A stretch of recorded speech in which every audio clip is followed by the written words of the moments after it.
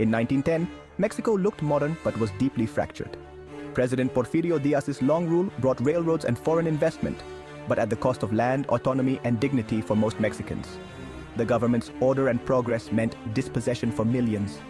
Communal village lands all were seized and turned into vast haciendas, forcing peasants into debt peonage and near slavery. In the north, industrial workers faced brutal conditions, long hours, low pay, and violent repression of strikes as seen in Cananea and Rio Blanco. Discontent simmered everywhere, but Díaz's political machine kept it in check until cracks appeared as he aged. Regional elites, especially in the north, felt shut out of power when Francisco de Madero, a wealthy landowner, called for democratic elections in 1910. He gave voice to these frustrations. His arrest and Díaz's fraudulent election were the final straw. Madero's call to arms landed on a country made explosive by decades of injustice. The revolution was not just about politics, it was about land, labor, and dignity. The stage was set for an uprising that would shake Mexico to its core. The Mexican Revolution was a clash of competing visions, each laid out in plans, part manifesto, part declaration of war. Madero's plan of San Luis Potosí in 1910 called for Díaz's removal and promised to review land seizures, mobilizing peasants. After Díaz fell, divisions emerged.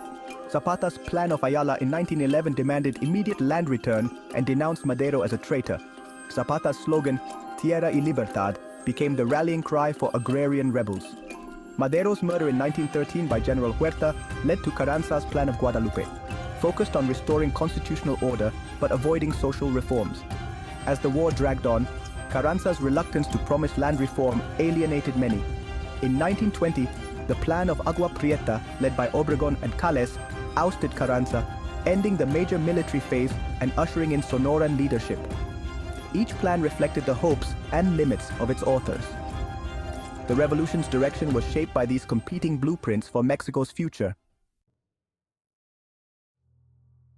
The revolution unfolded in waves of conflict, each with shifting alliances and goals. The first phase, 1910 and 1911, united Madero, Villa, and Zapata against Díaz. After key victories, Díaz resigned. But the real struggle was just beginning. Madero's presidency, 1911-1913, faltered.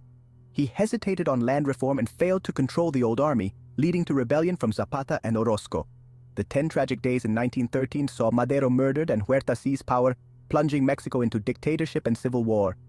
The third phase, 1913-1914, saw Carranza, Obregón, and Villa unite to oust Huerta, with Zapata fighting in the south. Huerta fled, but the alliance quickly fractured. The final phase, 1914 and 1917, was a war among the victors. Villa and Zapata briefly occupied Mexico City but couldn't govern. Obregón's tactical brilliance defeated Villa at Celaya, securing Carranza's dominance. The revolution's violence left the country shattered, but it also cleared the way for a new constitution. Each phase revealed the deep divisions over land power and the meaning of revolution. The fighting was brutal, but it forced Mexico to confront its deepest problems. The outcome would reshape the nation for generations. The revolution was not a single war, but a decade-long struggle for Mexico's soul. Its legacy would be written in both blood and law. The revolution's armies reflected Mexico's diversity. In Morelos, Zapata's peasant army fought for ancestral land, guided by the uncompromising Plan of Ayala. In the north, Villa's Division del Norte was a mix of cowboys, miners, and workers, less about land, more about fighting injustice and following Villa's charismatic lead. The constitutionalists, led by Carranza and Obregón, drew support from the middle class and regional elites, aiming to build a modern, centralized state. They made strategic alliances, promising labor rights and forming red battalions of workers. Women, or soldaderas, played vital roles as combatants, spies, and caretakers, challenging traditional gender roles. The revolution's armies were more than military forces, they were communities, each with its own vision of justice. Their struggles shaped the revolution's course and its ultimate outcome. The diversity of these factions mirrored the complexity of Mexico itself. Modern warfare defined the revolution. Control of railroads, weapons, and money was everything. Railways, built under Díaz, became the arteries of war. Villa mastered train warfare, capturing cities with surprise attacks. Battles for key junctions like Torreón and Zacatecas decided the fate of regions. Weapons mostly came from the US. Arms embargoes or support could tip the balance. Villa and Carranza both relied on smuggling and expropriated wealth to fund their armies. Revolutionary leaders printed their own currencies, taxed businesses, and seized estates to pay troops. The economic toll was devastating: destroyed infrastructure, famine, and worthless money. By 1916, Mexico was exhausted and bankrupt, pushing leaders to seek peace and stability. The revolution's material realities shaped its outcome as much as ideology. War was fought not just with ideals, but with trains, rifles, and hard cash. By late 1916, Carranza's constitutionalists held power, but the country was in ruins and demands for justice remained. A constitutional convention in Querétaro produced the 1917 Constitution, one of the world's most progressive. Article 27 empowered the state to break up haciendas and restore land to peasants, echoing Zapatista dreams. Article 123 established labor rights, the 8-hour day, minimum wage, and the right to unionize. Article 3 mandated free secular education, curbing the Catholic Church's influence. These articles promised a new social contract: land, labor, and education for all. The Constitution was a blueprint for a just Mexico, but making it real would be a long struggle.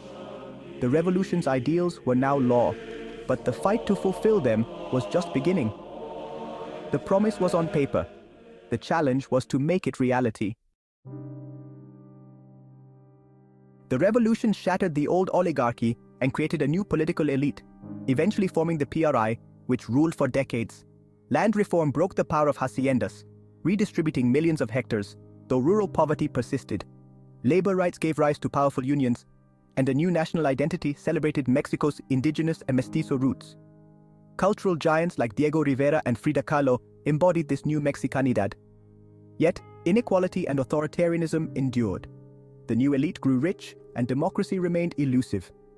The revolution's promise of justice was often sacrificed for stability. Still, the revolution forged a state with the power to address social inequality and assert national sovereignty.